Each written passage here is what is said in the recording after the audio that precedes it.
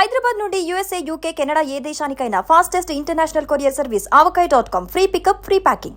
Welcome to Suman TV. నేను విజయ్.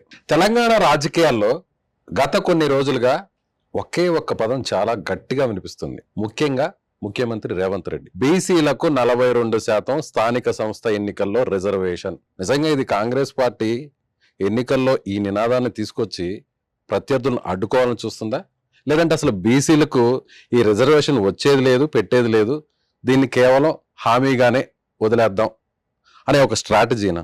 నిజంగా బీసీలు ఏమనుకుంటున్నారు?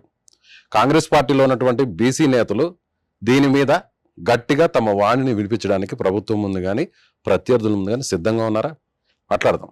మనతో పాటున్నారు కాంగ్రెస్ పార్టీ రాష్ట్ర బీసీ నేత బట్టి విక్రమార్క ప్రధాన అనుచరుడు, అదేవిధంగా హస్తకళల అభివృద్ధి corporation limited chairman Naidu Satyanarayana గారు. సార్ నమస్తే. ఏం సార్ 42% రిజర్వేషన్ అది సాధ్యమేనా? ఇది చరిత్రాత్మకమైనటువంటి నిర్ణయం. గతంలో ఎవరు దీని గురించి ఆలోచించినటువంటి వాళ్ళు లేరు. 1931 బిఫోర్ కులగణన జరిగింది. ఆ తర్వాత రాహుల్ గాంధీ గారు పాదయాత్రలో అనేక రకమైనటువంటి సమాజంలో ఉన్నటువంటి మనుషుల్ని, వాళ్ళకు ఉన్నటువంటి ఆలోచన విధానాన్ని, వాళ్ళు పడుతున్నటువంటి కష్ట నష్టాలను తెలుసుకొని ఈ దేశంలో బీసీలకు చాలా అన్యాయం జరుగుతూ ఉంది కాబట్టి వాళ్ళకి తగిన న్యాయం చేయాలనే ఉద్దేశంతో ఆనాడు ఎలక్షన్స్కి వెళ్ళాం. మేము చెప్పారు కంపల్సరీ కాంగ్రెస్ పార్టీ అధికారంలోకి వస్తే బీసీలకి మేము తప్పనిసరిగా రిజర్వేషన్ ఇస్తాము స్థానిక సంస్థల్లో కానీ. అంత గట్టిగా చెప్పినటువంటి మనిషి ప్రభుత్వం ఏర్పడగానే హైదరాబాద్ హుటాహుటిని వచ్చి ముఖ్యమంత్రి గారిని, ఉప ముఖ్యమంత్రి గారిని అందరూ కూర్చోబెట్టుకొని మనం ఇచ్చినటువంటి హామీని అమలు చేయాల్సిన ఆవశ్యకత మన ప్రభుత్వం మీద ఉంది కాబట్టి మీరు బీసీలకి చేయవలసిందిగా వాళ్ళిద్దరికీ ఆదేశించడం జరిగింది. రాష్ట్ర ముఖ్యమంత్రి రేవంత్ రెడ్డి గారు, ప్రణాళిక బోర్డు అధ్యక్షులు బట్టి విక్రమార్క గారు, వీళ్ళిద్దరూ కూడా అసలు ఈ కులగణన ఎట్లా చేయాలి, మనం ఏ రకంగా చేస్తే మనం సక్సెస్ అవుద్ది, సైంటిఫిక్ రీజన్లో చేయాలి. ఎందుకంటే మనం ఒకటి చేస్తే 100 రకాల అప్లికేషన్స్ పెట్టి దీన్ని కోర్టుకు వెళ్ళి దాన్ని ఫుల్ఫిల్ కానివ్వకుండా చేయడం కోసం ప్రతిపక్షాలు ఎన్నో మనకు ఎదురు చూస్తూ ఉన్నాయి. అంటే ఇప్పుడైనా పోరంటారా? సమాజంలో ఇవాళ బీసీలకు ఇచ్చినటువంటి రిజర్వేషన్ మీద వాళ్ళు గనక ఎవరైనా సరే కోర్టుకు పోతే వాళ్ళని బహిష్కరించడానికి మా బీసీలు అంతా కూడా సిద్ధంగా ఉంది. కానీ ఒక్క మాట సార్, మీరేమో ఖచ్చితంగా దీన్ని అమలు చేయడానికి సిద్ధంగా ఉన్నాం అంటున్నారు. కానీ హైకోర్టు ఏమో కొంత కాల పరిమితి ఇచ్చింది ఎన్నికలు జరపడానికి. ఎలాగూ మీరే చెప్తున్నారు ఎవరు కూడా కోర్టుకు వెళ్లకుండా ఉంటే అని. సో ఖచ్చితంగా ఎవరైనా కోర్టుకు వెళితే సో అది మనకి కలిసి వస్తుంది. ఎన్నికల్లో మేము ఇవ్వడానికి సిద్ధంగా ఉన్నాం. అటు బీజేపీనో లేకపోతే వేరే పార్టీ దీన్ని అడ్డుకునే ప్రయత్నం చేసింది, అందుకే కోర్టుకు వెళ్ళారు కాబట్టి సో ఈసారి మాకు ఓట్లేయండి అని బీసీని నమ్మించి మోసం చేసే ప్రయత్నం జరుగుతుంది. అది తప్పు. అక్కడే తక్కిన పార్టీలన్నీ తప్పుడు విధానం అవలంబిస్తున్నాయి. అమెండ్మెంట్ అయినా కాకపోయినా Congress party 42% Congress party BC అభ్యర్థులకే టికెట్లు ఇవ్వడం జరుగుతుంది. సర్పంచులు కానీ, ఎంపీటీసీలు కానీ, జెడ్పీటీసీ కానీ, కార్పొరేటర్స్ కానీ. రాజ్యాంగబద్ధం కాకపోవచ్చు కానీ పార్టీ పరంగా మేము ఏదైతే అన్నామో దానికి నిలబడి 42% తప్పనిసరిగా ఇవ్వటం జరుగుద్ది. మీరు చూడండి కావాలంటే ఎక్కడ మీకు ఇంటరప్షన్ ఉండదు. ఎందుకంటే రాహుల్ గాంధీ గారు చేసినటువంటి నిర్ణయం ఇవాళ ఈ నిర్ణయం భారతదేశం కులగడం దాకా పోయింది. ఆటోమేటిక్గా అమెండ్మెంట్స్లో కూడా చేస్తారు. మోడీ గారు కూడా మాకు వ్యతిరేకం కాదు. నాకు తెలిసి ఈ లక్ష్మణ్ గారు కానీ, బండి సంజయ్ గారు వీళ్ళందరూ పోయి గట్టివంతు ప్రయత్నం చేయాలి. చేస్తే తప్పనిసరిగా అనుకున్నది సాధించ మనం చేసేటువంటి రాజ్యాంగమే, దాంట్లో కొత్తగా ఏరే చేసేది లేదు. 100% సక్సెస్ఫుల్ అవుతుంది. కానీ ఆర్డినెన్స్ తీసుకొస్తామని మీరు చెప్తున్నారు. గవర్నర్ ఆమోదించే పరిస్థితి ఉండబోదు అనేది బీజేపీ ఎంపీ లక్ష్మణ్ గారు చెప్తున్నారు. చూద్దాం మరి. వాళ్ళు ఒకళ్ళు ఆపు చేస్తే బీజేపీ ఎత్తురుకులకి మేము లెక్కేయాల్సి ఉంటుంది.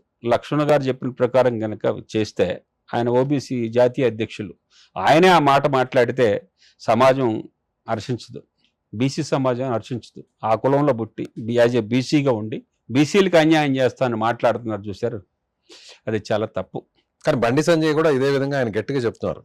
ఏమంటున్నారంటే మీరు 42% అని కాంగ్రెస్ పార్టీ చెప్తుంది, కానీ 10% అక్కడ మళ్ళీ ముస్లింస్ ని తీసుకొస్తున్నారు కదా, చూస్తూ మేము ఎందుకు మౌనంగా ఉంటాం అని ఆయన అంటున్నారు. బండి సంజయ్ గారి సిద్ధాంతం వేరు.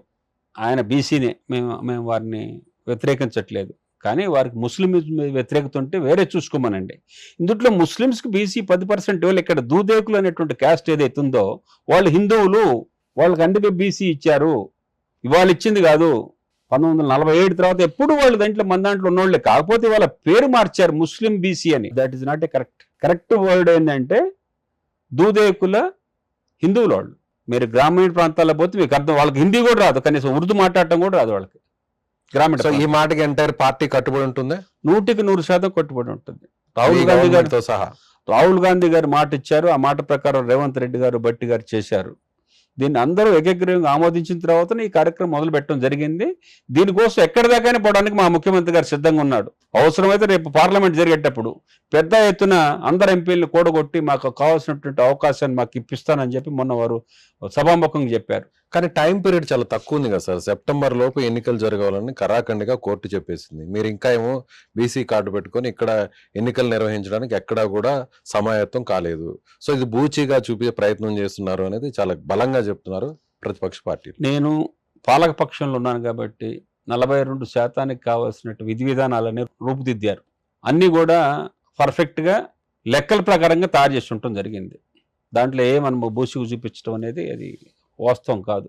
100% 42% మీద చేయాలనేదే మా పార్టీ యొక్క, మా ప్రభుత్వం యొక్క ఆలోచన విధానం. మీరన్నట్టు కనుక ఎవరైనా కోర్టుకు పోతే వాళ్ళు ఈ సమాజంలో వెలివేయబడతారు. బీసీలు వాళ్ళనే సహించరు. ఎవరైతే మా మీద కోర్టుకు పోయి మా డిక్లరేషన్కు అడ్డుపడతారో వాళ్ళని ఎట్టి పరిస్థితుల్లో సమాజం వాళ్ళని రక్షించలేదు, వాళ్ళు హీనులుగా మిగిలిపోతారు. మేము ఎవరి జోలికి పోలే. బీసీలు అంటే అందరితో కలిసి ఉంటాడు. గ్రామీణ ప్రాంతాల నుంచి ఇప్పటికీ మేము చెప్తా ఉన్నాం. ఇది ఇంప్లిమెంట్ చేస్తున్నటువంటి రేవంత్ రెడ్డి గారు ఓసీ ఎందుకు చేస్తున్నాడు? ఆయన ఈ సమాజంలో వీళ్ళకి జరుగుతున్నటువంటి అన్యాయాన్ని చూసి కావాలని కృతనిశ్చయంతో ఆయన నిరంతరం కృషి చేసి మాకు ఈ అవకాశం ఇచ్చాడు. బీసీ జాతి బతుకున్నంత వరకు రేవంత్ రెడ్డి గారిని కానీ, భట్టి గారిని కానీ, అట్లనే రాహుల్ గాంధీ గారిని కానీ ఎవరూ మర్చిపోరు. మా గుండెల్లో వాళ్ళు ఉంటారు. ఇంత గొప్ప అవకాశాన్ని మాకు ఇచ్చారు. బీసీ జాతి యావత్తు వాళ్ళకి రుణపడి ఉంటుంది. సో తెలంగాణ జాగృతి అధ్యక్షురాలు కవిత క్లైమ్ చేసుకుంటున్నారు, మొదటి నుంచి నేను పోరాటం చేశాను, నేను ఓసీ అయినప్పుడు కూడా బీసీలకు న్యాయం జరగాలి, ఖచ్చితంగా వాళ్ళ బాధ్యత పెరగాలి, పదవులు కూడా పెరగాలనేటువంటి ఉద్దేశంతో పోరాటం చేశాను, ఖచ్చితంగా ఇందులో నా పాత్ర ఉందని మొన్న చెప్తుంది. సో నిజంగా ఆమె పోరాటంలో నిజం ఉందంటారా? ఆమె పోరాటం ఎక్కడ చేసిందో ఢిల్లీలో మీ అందరికీ తెలుసు, తిహార్లో తెలుసు. ఇక్కడ మాకు తెలిసి ఆమె బీసీలకి ఎప్పుడు పోరాటం చేసిన దాఖలాలు లేవు. గత 10 సంవత్సరాల్లో బీసీల తరఫున మాట్లాడినటువంటి మాటలు లేవు. ఆమెకు మా బీసీలకి ఇచ్చినటువంటి 42% రిజర్వేషన్ రంగేసుకుని ఎగరాల్సిన అవసరం అంతకంటే లేదు. ఒక స్త్రీగా ఆమెను గౌరవిస్తా ఉన్నాం మేము, అంతవరకే. ఎందుకంటే మేము ఇంకా డెప్త్లో పోం. ఇప్పుడు చూస్తూ ఉన్నాం మనం, చిన్న వాళ్ళ ఇళ్లలో ఎతికితేనే 100 కోట్లు 1000 కోట్లు బయటపడుతున్నాయి. మరి పెద్దవాళ్ళ ఇళ్లలో ఎతికితే ఇంకెన్ని బయటపడితే మరి సమాజం చూడాలా? బీసీలకు ఏమాత్రం అన్యాయం జరిగినా వాళ్ళని మాత్రం వదిలిపెట్టం. ఇవాళ బీసీలు కులగణలలో లేనటువంటి కుటుంబం ఉందంటే ఒక కేసీఆర్ కుటుంబం. మీకు తెలుసా? అందరూ యావత్తు తెలంగాణలో అందరూ కులగణలను ఇచ్చారు, కానీ వాళ్ళు ఏం కులవో తెలియదు. కులగణలు వాళ్ళు పార్టిసిపేట్ చేయలే. ఎంత వ్యతిరేకం వాళ్ళ బీసీలకి. కులగణంలో పార్టిసిపేట్ చేయకుండా వాళ్ళు బీసీలకు చెప్పుకున్నటువంటి అర్హత ఉందా? వాళ్ళకి నైతిక విలువలు ఉన్నాయా? ఒక్కసారి ఆలోచన చేయండి మీరు. నువ్వు కులగణనకే రాలేదు, బీసీ రిజర్వేషన్ నీకేం సంబంధం? నువ్వు ఒప్పుకోలేదు కదా, నీ కుటుంబం ఒప్పుకోలేదు కులగణన రావడానికి. వచ్చావా చెప్పు. సో మీ పార్టీ నుంచి సస్పెన్షన్ గురైన బీసీ వ్యక్తి ఎమ్మెల్సీ తీన్మార్ మల్లన్న త్వరలోనే బీసీలకు న్యాయం జరిగే విధంగా బీసీలతోనే ఒక పార్టీ రాబోతుంది, రాజకీయ పార్టీ అని ఒక ప్రకటన చేశారు. సో అది దానివల్ల ఏమైనా కాంగ్రెస్ పార్టీకి ఏమైనా నష్టం కలిగే అవకాశం ఉందా? కాంగ్రెస్ పార్టీ చరిత్ర మీకు తెలుసు, నాకు తెలుసు, జగత్కే తెలుసు. ఒకళ్ళు చెప్తున్నా ఇద్దరు చెప్తున్నా ఎటువంటిది కాదు ఇది. దీన్ని ఎవరు ఏం చేయలేరు. వస్తూ ఉంటారు, పోతూ ఉంటారు, చెప్తూ ఉంటారు. రేపు జరగబోయేది ఏంటో మనం చెప్పలేం. ఇప్పుడు జరిగింది మాత్రం నేను చెప్పగలుగుతున్నా. జరిగిపోయేది ఎట్లా జరుగుద్ది ఏంటనే దానికి అంత డెప్త్గా నేను బోదలుచుకోలేదు. ఎందుకంటే ఎవరో అభిప్రాయాలు వాళ్ళే, ఎవరుకున్న ఆలోచన విధానం వాళ్ళది. దాన్ని నేనేం తప్పుపట్టను. సో మీరు అన్నట్టుగా 42% ముఖ్యమంత్రి అన్నట్టు, లేదంటే ఉప ముఖ్యమంత్రి అన్నట్టు, మీ పార్టీ అధినాయకత్వం అన్నట్టు, మీరు అన్నట్టు 42% అమలైతే 100% మీరే గెలుస్తారా? ఈ 42%లో పోటీ చేసిన బీసీ అభ్యర్థులంతా కాంగ్రెస్ పార్టీ వాళ్ళే ఉంటారా? అది మీరు రేపు చూస్తారు. కాంగ్రెస్ పార్టీ స్వీప్ అవుద్ది.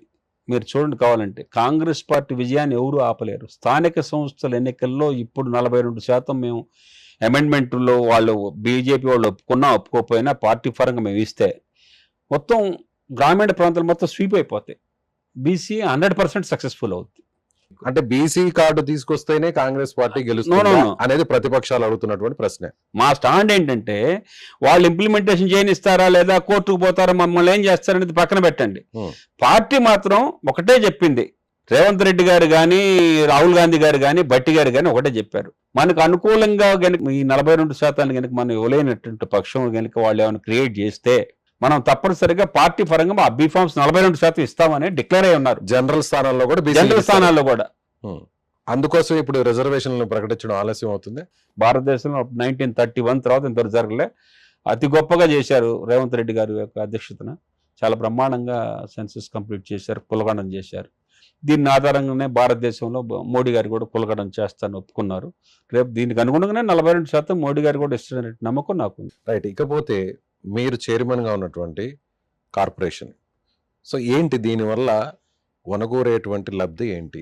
హస్తకళలు అంటే ఆది మానవుడి దగ్గర నుంచి మనం చేసేటువంటి ప్రతి వస్తువుని తయారు చేపించి మార్కెట్లో వాటిని అమ్మి ఎవరైతే ఈ వ్యూవర్స్ ఉన్నారో వాళ్ళందరూ కూడా న్యాయం చేయటమే ఈ కార్పొరేషన్ యొక్క ముఖ్య ఉద్దేశం. మొన్న ఈ మధ్యనే అంబానీ గారు ఒక 9 కోట్ల రూపాయలు మాకు ఆర్డర్ ఇచ్చాడు.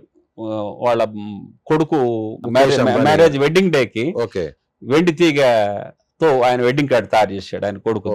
అప్పుడు 9 కోట్లు మాకు ఇచ్చారు. వాళ్ళ ప్రపంచ దేశాల్లోనే మనకు ఉన్నటువంటి క్రేజ్, మన కార్పొరేషన్ ఉన్న క్రేజ్ ఇంకెక్కడా లేదు. దీంట్లో ఏమేమి వస్తాయి సార్? అన్ని రకాల మానవుడు చేతితో తయారు చేసేటువంటి వృత్తులు అన్ని ఇందులోకి వచ్చాయి. టోటల్ కుండల దగ్గర నుంచి బట్టలు కుట్టే కాడి నుంచి క్షౌరం చేసే కాడి నుంచి మొత్తం కూడా ఇవన్నీ కూడా దీంట్లోకి వచ్చాయి. మార్కెట్లో సరైన ధర రాదనే ఉద్దేశంతో మా కార్పొరేషన్ తర్వాత మా షోరూమ్స్ ఉన్నాయి. ఆ షోరూమ్స్ లో పెట్టి అమ్మి వీళ్ళని ఎగ్జిబిషన్స్ లాంటివి కండక్ట్ చేస్తారు. ఎగ్జిబిషన్ తో పాటు మా షోరూమ్స్ ఉన్నాయి. హైదరాబాద్ లో 4 షోరూమ్స్ ఉన్నాయి. తెలంగాణ వ్యాప్తంగా ఉన్నాయి. అట్లనే ఢిల్లీలో ఉంది, కలకట్టాలో కూడా ఉన్నాయి మాకు షోరూమ్స్ మా కార్పొరేషన్ కి. సో మీరు వచ్చాక, ఈ పోస్ట్ లోకి మీరు వచ్చాక ఇది నేను చేశాను, దీని వల్ల జరిగినటువంటి డెవలప్మెంట్ ఇది అని బలంగా చెప్పేది ఏమైనా ఉంది? నేను రాకముందు డెఫిసిట్ లో ఉంది ఇది ఈ కార్పొరేషన్. మేము వచ్చిన తర్వాత మళ్ళా స్టార్టింగ్ కానీ స్టార్ట్ చేసాం, వాళ్ళ లాభాలకు వచ్చాం. సో నాయుడు సత్యనారాయణ గారు అంటే ఆయన బ్లడ్ లో అంతా కూడా కాంగ్రెస్ వాదమే నిండిపోయి ఉంటుంది అంటారు. అప్పుడు రాజశేఖర రెడ్డి గారి దగ్గర నుంచి ఇప్పుడు రేవంత్ రెడ్డి గారు, బట్టి విక్రమార్క గారు.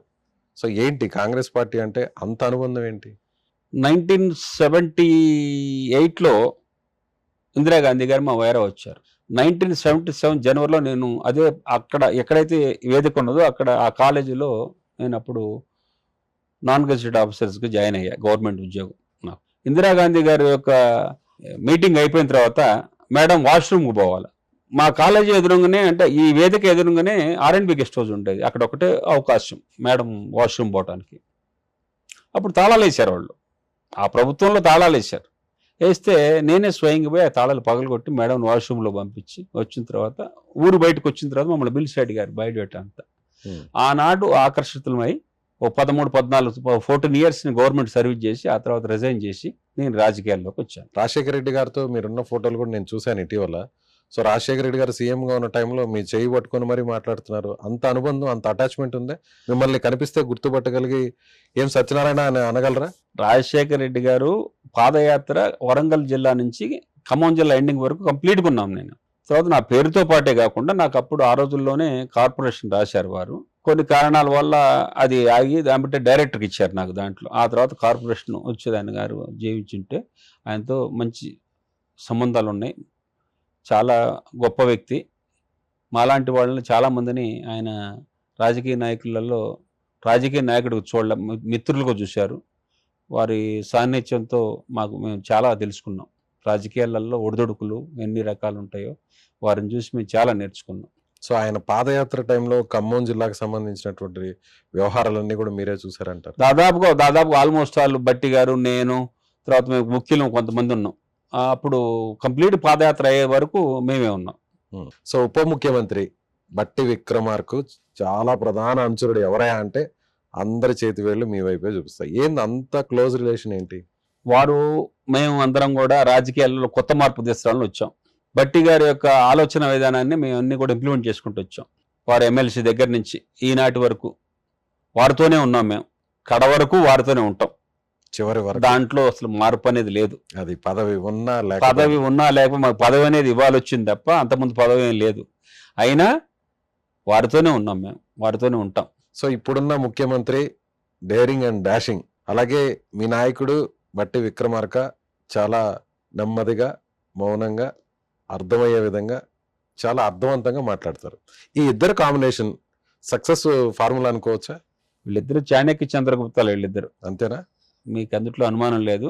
వాళ్ళిద్దరు ఒకే నెట్వర్క్ లో వెళ్తారు. చాణక్యుడు ఎవరు, చంద్రగుప్తుడు ఎవరు? మీరే తెలుసుకోవాలి అందుట్లో. చాణక్యుడు బట్టే లేదంటే చంద్రగుప్తుడు రేవంత? ఇప్పుడు దాన్ని బట్టి మీకు ఇప్పుడు వాళ్ళు ఉన్న పదవులను బట్టి మీకు అర్థమవుతుంది కదా. రాజు ఏమవుతాడు? రాజు రేవంత్ రెడ్డి. అంతే. లేదంటే కృష్ణార్జునులే ఉన్నా అంటారా? కృష్ణార్జునులు అంటానికి వీల్లేదు. నాకు తెలిసిన మేరకు నా భాషలో అయితే అది. ఇప్పుడు అంటే ఎవరినైనా వారి పదవిని మనం గౌరవించాల్సిన అవసరం ఉంటుంది. దాంతోనే బట్టి గారు పైన అధిష్టానం ఏ నిర్ణయం తీసుకుంటుందో దానికి వ్యతిరేకంగా ఆయన ఇంతవరకు చేయటం అనేది ఆయనకి జరగలే. కాంగ్రెస్ పార్టీ అధిష్టానం గీసిన గీతను దాటరు. అట్లని రేవంత్ రెడ్డి గారితో 100% కలిసి పనిచేస్తున్నారు. ఎందుకంటే ఈ రాష్ట్రం చాలా అప్పులు పాలై ఉంది, ఇది దివాలా తీసిపోయి ఉంది. దీన్ని ఎట్టి తిరిగి బాగు చేయాలి, మనం అనుకున్నటువంటి కార్యక్రమాలన్నీ కూడా తప్పనిసరిగా చేయాలి, మనం ఇచ్చిన వాగ్దానాలన్నీ కూడా అమలు చేయాలనే ఉద్దేశంతో రోజుకు 18 గంటలు పనిచేస్తూ ఉన్నారు. అంత గొప్పగా చేసినట్టు రాజశేఖర రెడ్డి గారి తర్వాత అంత గొప్పగా చేస్తున్నట్టు ముఖ్యమంత్రి ఒక రేవంత్ రెడ్డి గారే. మీరు రాసి పెట్టుకుని కావాలంటే. మీ వ్యక్తిగత విషయానికి వస్తే, మీ కుటుంబ విషయాలు కొంచెం ఏమన్నా చెప్పగలరా? మీ భార్య, పిల్లలు? నాకు ఒక బాబు, 2 పాపలు. బాబు వ్యాపారం చేసుకుంటారు, పెద్ద పాప వాళ్ళు మల్టీమీడియా, చిన్న పాప అమెరికాలో ఉంటుంది. ఒక్కొక్కరికి 2 చిన్న పాపకి ఒక బాబు పాప, మా పెద్ద పాపకి ఇద్దరు బాబులు, నా కొడుకు బాబు పాప, మొత్తం 6 మనవాళ్ళు మనవరాళ్ళు ఎవరైతే టోటల్గా. మీ జీవితాన్ని సగం కాదు పూర్తిగా మొత్తం కాంగ్రెస్ పార్టీకి, జనంకి, రాజకీయాలకి అంకితం చేశారు. అది వాళ్ళు కూడా ఏమన్నా తీసుకొచ్చే అవకాశం ఏమన్నా ఉందా? వాళ్ళు లేదంటే మీ బాబుని గానే ఉన్నా? మా అబ్బాయికి ఏమన్నా అవకాశం ఉంటే రావాల్సిందే తప్ప మా పిల్లలు, ఆడపిల్లలు అయితే రారు రాజకీయాల్లోకి. నేను పడ్డ కష్టం ఏంటో వాళ్ళకి తెలుసు. మరి మనకి వారసత్వంగా రావాలనుకున్నప్పుడు నా కొడుకు వస్తుంది కంపల్సరీ. నాన్న నేను కూడా రాజకీయాల్లో కొంత సర్వీస్ చేస్తాను, నేను వ్యాపారంలో పర్ఫెక్ట్గా ఉన్నాను, నేను ఐఎమ్ వెరీ హ్యాపీ అన్నప్పుడు ఆటోమేటిక్గా రాజకీయాలలో కాంగ్రెస్ పార్టీలోనే వస్తాడని ఊహిస్తున్నాను. ఎందుకంటే ఎవరు ఆలోచన విధానం వాళ్ళది. సో చివరిగా ఏం చెప్తారు నాయుడు సత్యనారాయణ గారు? ఏం చెప్తారు? ఇన్ని రోజుల నుంచి కాంగ్రెస్ పార్టీని నమ్ముకున్నారు, కాంగ్రెస్ పార్టీలోనే కొనసాగారు, బట్టికి వీర విధేయుడిగా ఉన్నారు. సో ఫైనల్గా మీ పొలిటికల్ లైఫ్ హ్యాపీగా ఉందనుకోవచ్చు, మీరు అనుకున్నటువంటి ఆ దశకు చేరుకున్నారనుకోవచ్చు? I'm very happy. ఎందుకంటే నాకు ఈ వయసులో కూడా రాజశేఖర రెడ్డి గారి తర్వాత బట్టి గారు మళ్ళీ ఇక్కడ నాకు కార్పొరేషన్ చైర్మన్ పదవి ఇప్పించింది వారే. వారికి ఎప్పుడు నేను రుణపడి ఉంటాను. రాజకీయాలలో ఇంత లాంగ్ ప్రయాణం కూడా దాదాపుగా చేసి ఉంటారు. ఇంకా రానున్న కాలంలో కూడా వారితోనే మా ప్రయాణం ఉంటుంది తప్ప వేరే మళ్ళీ దాంట్లో ఇంకా ఆలోచన అయితే ఉండదు. నేనే కాదు, నా కుటుంబ సభ్యులు కూడా. చివరగా ఒక రాష్ట్ర బీసీ నేతగా, కార్పొరేషన్ చైర్మన్గా ఏం చెప్తారు? బీసీల రిజర్వేషన్లో కాంగ్రెస్ పార్టీకి ఉన్న చిత్తశుద్ధిపై ఏమంటారు? మిమ్మల్ని విమర్శించే ప్రతిపక్షాల గురించి ఏం మాట్లాడతారు? కాంగ్రెస్ పార్టీ 100% 42% రిజర్వేషన్ ఇవ్వడానికి కంకణం కట్టుకొని ఉంది. అవునన్నా కాదన్నా అది 100% జరుగుతుంది. ఇక ప్రతిపక్షాలు దీన్ని ఎట్లా విషప్రయోగం చేయాలని చూస్తుందో దానికి వాళ్ళు మూల్యం చెల్లించుకుంటారు తప్పనిసరిగా. బీసీలు ఎప్పుడు వదిలిపెట్టారు. ఎంతవరకు బీసీలు ఎవరు కూడా అవకాశాన్ని ఇచ్చినటువంటి రేవంత్ రెడ్డి గారి యొక్క ప్రభుత్వాన్ని ఆశీర్వదించాలని కూర్చున్నారు తప్ప రేపు రానున్న కాలంలో కూడా మీరు చూడండి, రాహుల్ గాంధీ గారిని ప్రధానమంత్రి చేస్తాం మేము బీసీలు అందరం కలిసి. మేము 56.4% ఉన్నాం. మమ్మల్ని తక్కువగా అంచనా వేసుకోవద్దు దయచేసి. అన్ని కులాలు, అన్ని మతాలు అందరూ కూడా మాకు సహకరించండి. మాకు బీసీలకి వ్యతిరేకంగా మాట్లాడవద్దు. మేము ఎవరికి వ్యతిరేకం కాదు. బీజేపీ వాళ్ళకు కూడా మేము నమస్కరించి చెప్తా ఉన్నాం. మోడీ గారితో మాట్లాడి మాకు 42% రిజర్వేషన్ ఇప్పించాలని లక్ష్మణ్ గారిని కానీ, బండి సంజయ్ గారు కానీ మేము కొడతా ఉన్నాం. ఎందుకంటే మా బీసీ బిడ్డలు కాబట్టి. వాళ్ళు బీఆర్ఎస్ అనేది అసలు లేదు నాకు తెలిసి. రానున్న కాల క్రమే మీరు చూస్తున్నారు, ఇప్పుడు చూస్తున్నారు కదా, ఒక ఈఎన్సీని రేడ్ చేస్తేనే ఎదుర్కోదు. మా ప్రభుత్వం ఊరుకోదు కదా. చేయించినట్టు ఆనాడు మంత్రి ఉన్నారు, దానికి మంత్రులు ఎవరో, ముఖ్యమంత్రులు ఎవరో, వాళ్ళ ఎవరిని వదిలిపెట్టదు. వేల కోట్ల రూపాయలు బయటకు రావాల్సిందే. అవన్నీ కక్కిచ్చే పనులు కాంగ్రెస్ పార్టీ ఉంది. ఎక్కడా మినహాయింపు లేదు. ఎవరైతే ఈ లక్షల కోట్లకి మార్గదర్శకుడు ఉన్నారో వాళ్ళని తూచా తప్పకుండా వదిలిపెట్టేలేదు. వాళ్ళ వదిలిపెడితే కూడా సమాజం కూడా ఒప్పుకోదు. Right sir, thank you. Right, నమస్తే.